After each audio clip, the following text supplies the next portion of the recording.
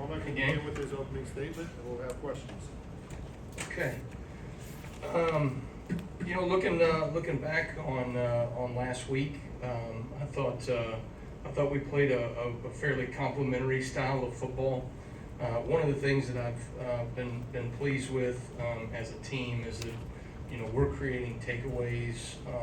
When we create takeaways on defense, we're turning around and turning those into scores, and I think that is really tremendous. It means that we can take advantage of the momentum that takeaways give you as a defense.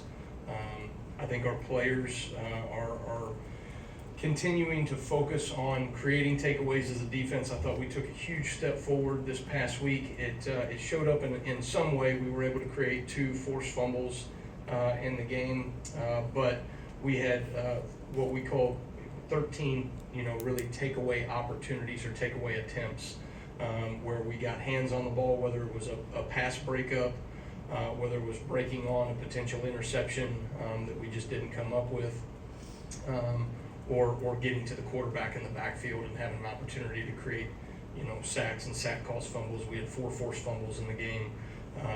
Just the ball only bounced our way twice. You had twice, the ball went directly to one of their guys. But what I encouraged our players is we harp on those things during the week, and it showed up on game day that they are attempting to take the ball away from people. And so very proud of our guys in that regard. I thought from a situational standpoint on third down, the numbers look like we were dominant. I didn't think we were as dominant as we were capable of. From a third down standpoint, I think we gave too many yards to them that allowed them to feel like they put them in from an analytic standpoint, what we call go scenarios, where they were able to go for it on fourth down, and they were able to convert 3 of those 4 fourth down attempts, and we had some mistakes from a fundamental standpoint or from a schematic standpoint. We did not execute well enough on those fourth down scenarios. Obviously got one stop early, which was really good, but I thought that we missed some opportunities as a third down defense, and it's something that we've got to work to improve on. We are certainly aggressive on the outside and coverage right now. I think our guys are doing a really good job. In the last 2 games, we've had over 100 snaps of man coverage. And on the outside, in man coverage, our corners have only given up 2 catches for 24 yards. So we're really pleased by the consistency that we're seeing from some of those young players on the outside. I think that we've been fairly sticky in coverage. I think we're denying some of the easy access throws, and yet at the same time, we've been able to limit some of the explosive plays downfield. Last week, we were able to create 12 as a team or as an offense, and we gave up 4 overall. So we won the explosive play battle, and we won the turnover margin, which was certainly pleased with that. I still think there's some things that we're not doing well enough in the run game right now. I think we've got to continue to work in cleaning up some of our fundamentals and techniques. I also think schematically, when we call some of our pressures, we have not executed those things well enough up front. And so those are things that we've got to continue to work and preach. And this bye week is really critical to get some of those things honed in, because we need to continue to move in a direction to where we can be a dominant run-stopping defense. And I do not think we are there yet as a team. So plenty of work to do, a lot of things to correct, a lot of young guys' experiences that they will learn from as we carry into SEC play. So need to take advantage of this bye week. Thanks, Coach. Back right, Ryan. Coach, how do you lean into a bye week, and what's your approach to the players with SEC play around the corner? I think each bye week, right, can be self-serving in its own way, depending on what your team needs. I think bye weeks early on in the season can be maybe handled a little bit different than bye weeks later on in the season. For us, we still have a number of young players. We're still very early in the season. There's a lot of things fundamentally that we have to get better at. There's things from a schematic standpoint that we've got to become more consistent when some of our blitz techniques and blitz patterns, we've got to become more consistent in those things, so we'll get a ton of banked reps off of some of those things that we want to do moving into SEC play. You know, fortunately for us, you know, we have probably shown a small volume of defense over the first 3 weeks here, and that's a good thing. You know, we carried a lot more defense going into each of those 3 games, and once we realized that we didn't have to show certain things, we chose not to do that. And so we'll get a ton of great reps at some of those things schematically that we need to make sure we get extra reps as we move into SEC play as well. But for us, there's a little bit of, you want to get a jump on your next opponent from a schematic standpoint, from a coaching standpoint. We'll get some of those things prepared. But also, if there are things that we are going to see in the next few weeks that we do not see in practice or we have not seen yet this season, we may use a walkthrough or a scout team period to probably get a jump on some of those things as well, based off of schematics that we're going to see from our opponents maybe the next 3 to 4 weeks. So, you know, there's a number of different layers to how you handle a bye week and what you need to get done. Jump to the left side with Chase. Malachi Moore told us last week that you've been known to show the players some NFL clips just to show them how the certain things are done at the highest level, even some retired players apparently. Yeah. The question is, who are the couple of your favorite NFL players to put up on the screen? Well, I don't know if I would say any one specific player. What we try to do is we give examples of great execution. We are very much an NFL-driven system from a schematic standpoint. You look at the top, really 3 coverages in the NFL in 2023, and you look at what we're doing primarily, those things match up. And so there's a lot of us being able to say same as, right? When Fred Warner for the 49ers, right, plays this zone coverage, this is what it looks like, and this is how we do it. And so we try to show those guys, great examples of, be it fundamentals or schematics, or what we call Bama fundamentals, which, you know, for us is effort and finish, hard shoulder tackling, violent hands, and creating takeaways. And so I will give them examples of Bama fundamentals through the NFL, week in and week out, and we'll show them great examples of wherever we find it, whether it be in college or, the NFL, or if I need to pull out some of my old tapes, you know what I mean, and just show them how it's really supposed to look. I can do that too. I haven't done that yet though. Down the left side, Tony. Q's averaging a sack, I think, every 10 pass rushing attempts. Just what is he able to do? Or I guess, how have you seen him kind of come off the bench and provide that instant impact and without getting a ton of snaps throughout the game? Yeah, that's a stat right there, to be able to create production for our defense and to be able to create some havoc. Q has really stepped up in some big moments in games.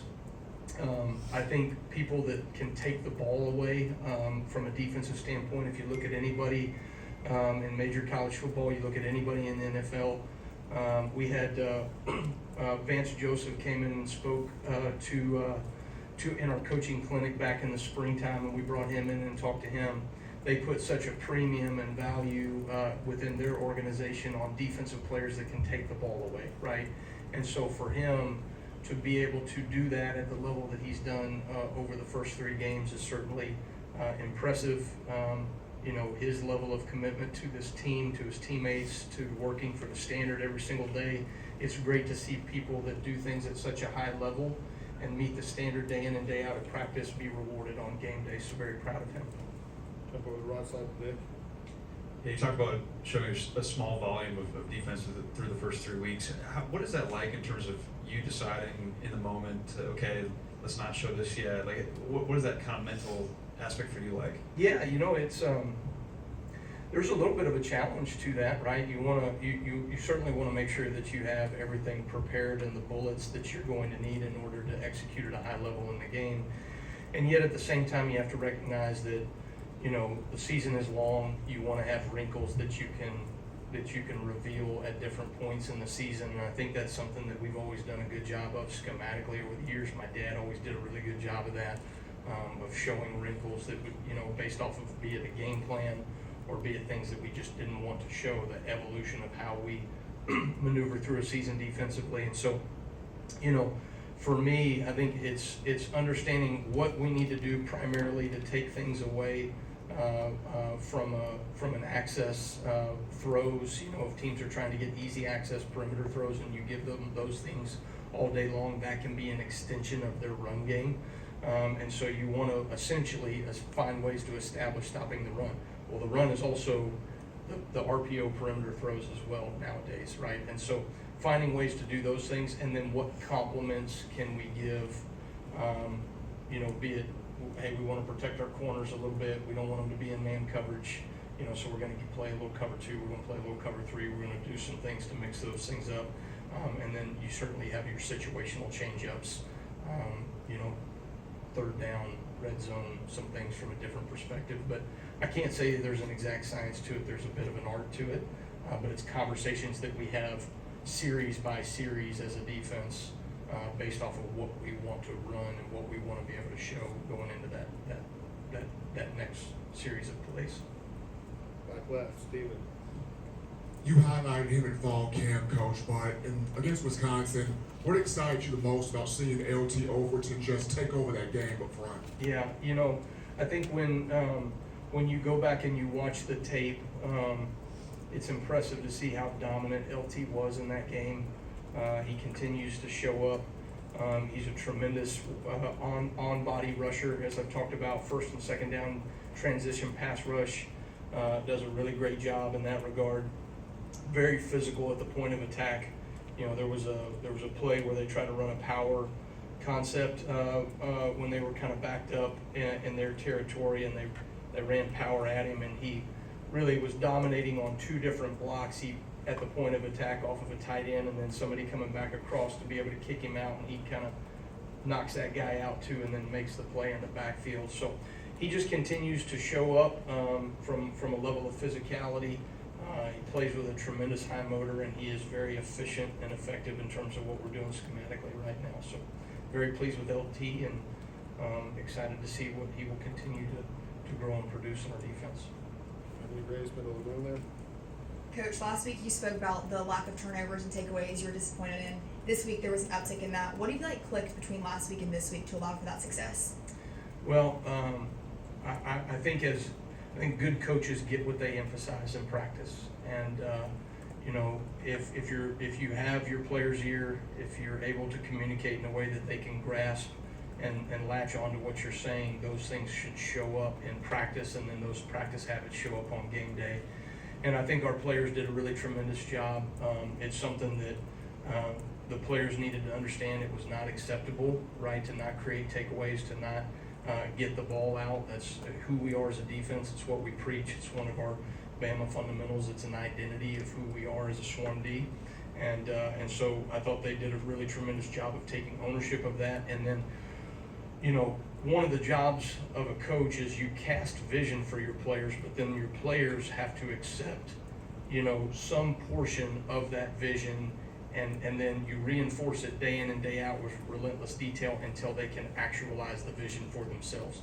And what is happening on our team right now is you're seeing some of our older leaders that are helping these younger players actualize the vision by holding them accountable to those details, and then it's showing up in games. And so very, very pleased with a step in the right direction in terms of attempting to take the ball off of people.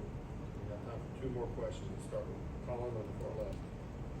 Having played in the SEC, having coached in the SEC and against SEC teams, what do you feel like, especially for those younger guys in your defense, what does it take over these next 2 weeks as you guys prepare to make that jump up to SEC play to make them the most prepared? What's like the most difference that, you know, younger players can expect with that with that conference competition? I think I think for us, players have to continue to stay and work at their process. For us, you know, I talked about this at the beginning of the season in fall camp. Our younger players that are going to come out, right, experience is finite, and there's a number of players on our team that lack some of that experience because they just got here, the freshmen.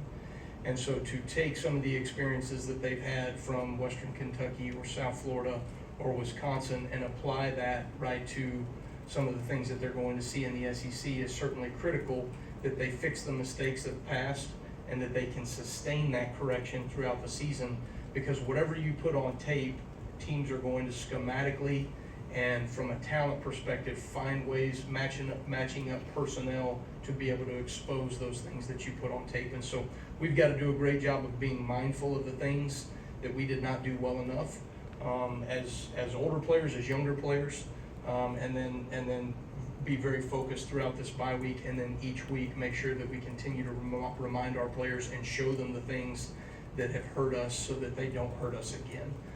And that's something that, you know, I spend a lot of time during the week of preparation on what we call self-scouting, right? Where we scout ourselves, our own look, what hurt us, what did we get hit on, what are teams going to be able to see so that I can anticipate how I'm going to be attacked, you know, from one week opponent to another week opponent. And that's varying and differing in the SEC from one week to another, but that's part of what, you know, a coordinator does, right? Is you find ways to anticipate based off of your self-scout and who they are as an offense to protect your players so that they can go execute at a high level. And we certainly got to do that.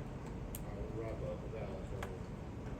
I hate to end on a redundant note, but on LT Overton, Coach DeBoer really stressed how well he fits within the system. Yeah. I'm wondering if you could speak to that, and is there sort of an NFL comparison in terms of traits that you look for in that position specifically?